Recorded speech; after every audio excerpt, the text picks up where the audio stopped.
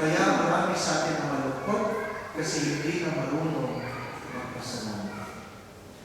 Not all happy people are grateful people, but all grateful people are happy people. And this is the grace we would like to ask from the Lord to fill your hearts tonight. That you may decide to be happy because you already have what you need. You already have what you need. Or maybe you are unhappy because you cannot distinguish the difference between needs and wants. Hindi mo alam kung alin yung kailangan mo, alin yung luho mo. My dear friends, my dear brothers and sisters, as we continue our celebration, ask the Lord for the grace to hear what you ought to hear, to see what you ought to see, that you might do what you ought to do. Na may marinig ninyo ang dapat mong marinig, makita nyo ang dapat mong makita, upang magawa nyo ang dapat mong gawin.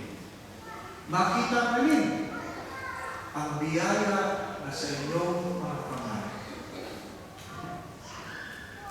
Baka ang iyong mga hinahabol ay luho na at hindi makasalanan. Mananabi ako, ang pahapon lang mananabi ako. Mananabi, tabi. Sabi ng isang kaibigan, Father, isa lang naman ang hinihingi ko sa Diyos. Parang ako, sinamahan ko na lahat ng diet, lahat ng exercise, lahat ng zumba, lahat ng yoga.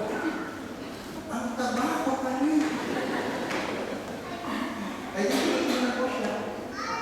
Sabi ko, hindi na ako pasalamat sa Diyos. Na ikaw ang nataba. Father, hindi nakakatawa. Maalit. Pero hindi mo nakikita ang biyaya. Naalit, Father. Meron kang kinakain. Meron ba namang mataba na wala kinakain? Ipagpasalamat mo yun. Ikalawa, ipagpasalamat mo yung mataba. Kasi kami makapayat sa panahon ng tagutong, mamamatay natin.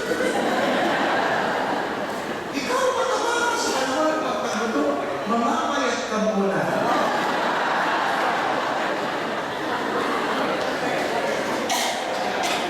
What are you complaining? My dear friends, my dear brothers and sisters, the things might be what we have been complaining is the very grace we have compared to me. Marami sa ating nagre-reklamo ng mga bagay na pinagdadasan ng iba na sana meron sila. Hindi mo lang nakikita, kaya hindi mo lang magpapasalamat. At dahil hindi mo lang magpapasalamat, hindi ka masaya.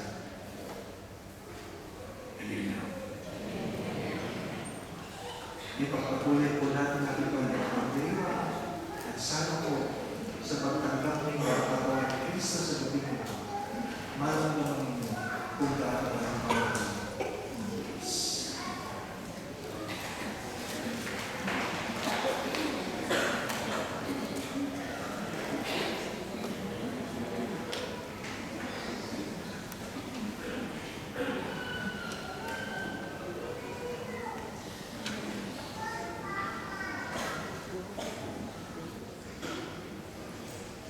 Let us sing the Lord's song.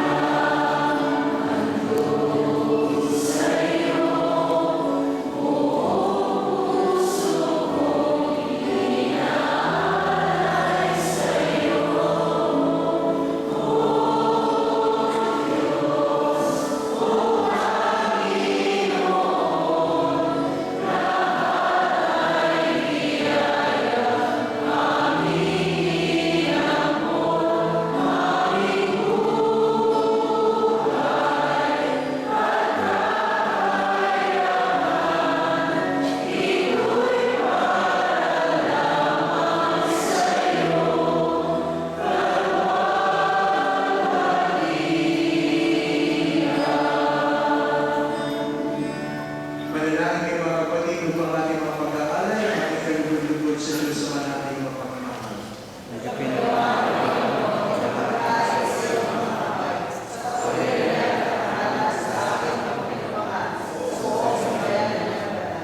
Ama namin lumikha, kalugdan mo ang aming mga pag-aalay ng tapat na pagsamba sa iyo na tumatanggap kay San Ignacio bilang trigo ni Kristo at tinapay na dalisay sa pagtitiis ng aming martir mo sa pamamagitan ni Kristo kasama ng Espiritu Santo magpasawalang hanggan. Amen. Sumaiyo ang Panginoon. Itaas sa Diyos ng mga puso at diwa.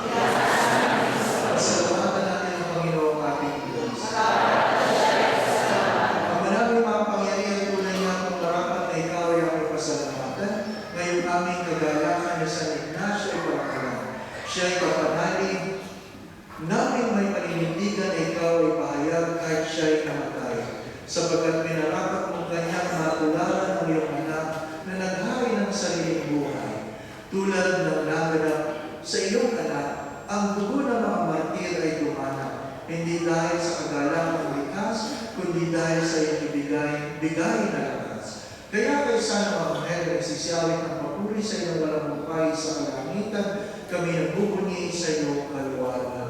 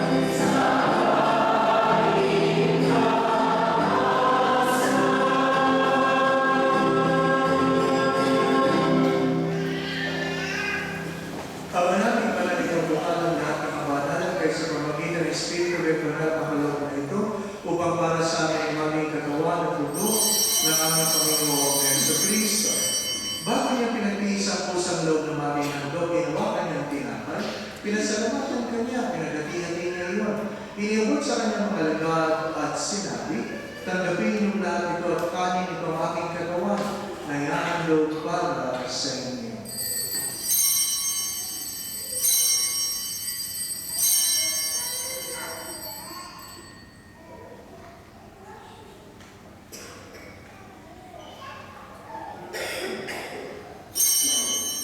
Gayun din naman ang matapos ang hapunan, hinawakan niya ang kalis, muli kanyang pinasalamatan. Iniabot niya ang kalis sa kanyang alagad at sinabi, tanggapin niyo lahat ito at inumin ito ang kalis ng aking dugo ng bago't walang kagutipan. Ang aking dugo ay bubuhos para sa inyo para sa lahat sa pagpapatawad ng mga kasalanan. Gawin niyo ito sa pag-alaala sa akin.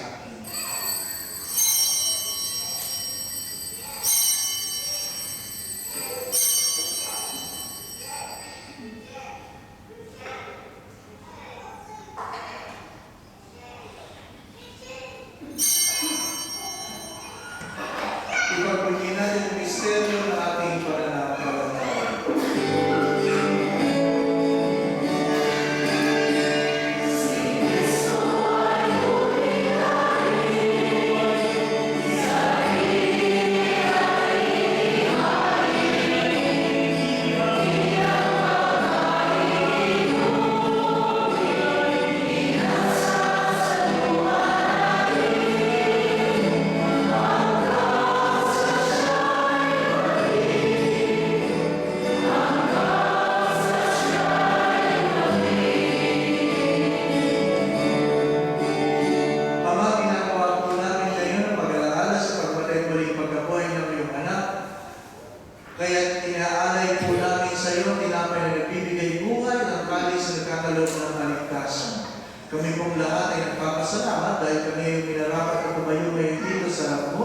para maglingkod sa iyo. Isinasama namin kami magsasalo-salo sa katawan ng dugo ni Kristo ay mabuklod sa pagkakaisa sa pamamagitan ng Espiritu Santo.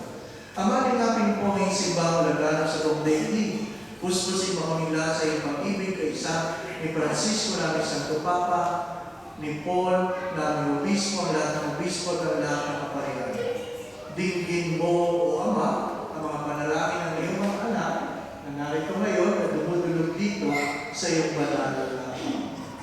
Mag-ukol po tayo ilang saglit na katahimikan at kayo po mismo ang magsabi sa Diyos ng inyong mga pangangailangan. Isipin ninyo ang Diyos na tinatanong kayo mismo tulad ng pagtatanong niya kay Bartimeus, ano ang gusto mong gawin ko sa iyo? Kayo po sumagot, ano ang gusto mong gawin ko para sa iyo?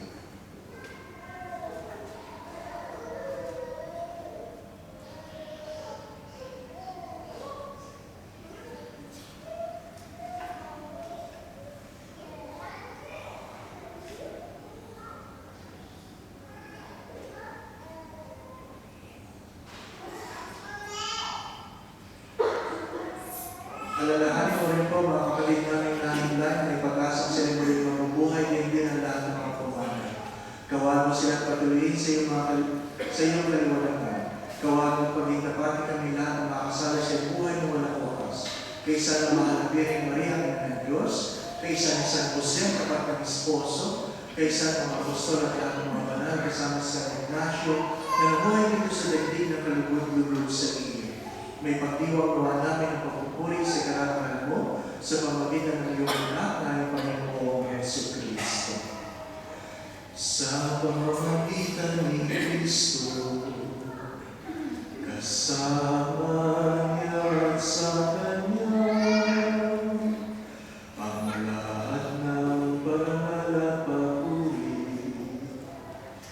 ay sa iyo, Diyos Ama, makapangyarihan, kasama ng Espiritu Santo, magpasawalang hanggan.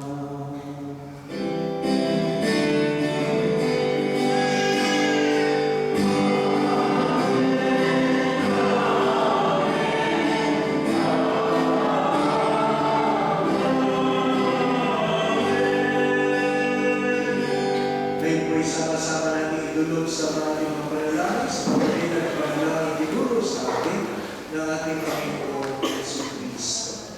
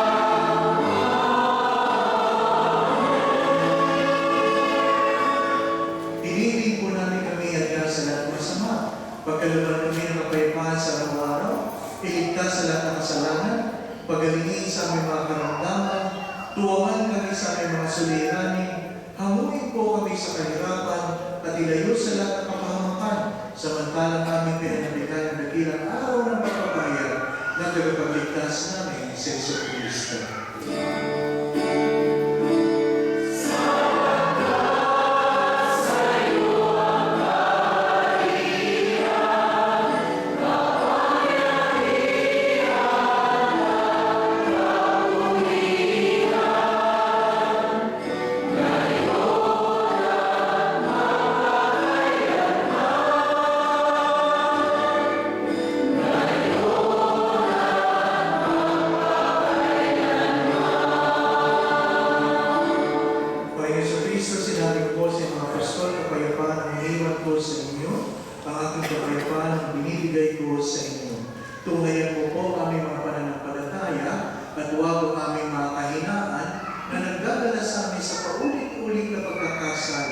Kundi pagkalooban mo kami ng kapayapaan sa aming mga puso, kapayapaan sa aming isipan, kapayapaan sa aming kanya-kanyang pamilya, tahanan o tinitirahan, kapayapaan sa aming mga pinagtatrabahuhan, kapayapaan sa aming bayan sa buong mundo, at pagkaisay mo kami dahil sa iyong kalooban, kasama ng Espiritu Santo, magpasawalang hanggan. Amen. Mga kapatid, ang kapayapaan nating Panginoon nawa ay laging sumayin. Ako lamang po ay may request. Ang aking request, itigil na natin sa ating mga misa yung kapipispis. Alam niyo po yung kapipispis? Pagdating ng peace living, yung lang sinabi ng pss. Kaya yung ibang katabi, umuwi nilalat na. Natas sila ng lawak.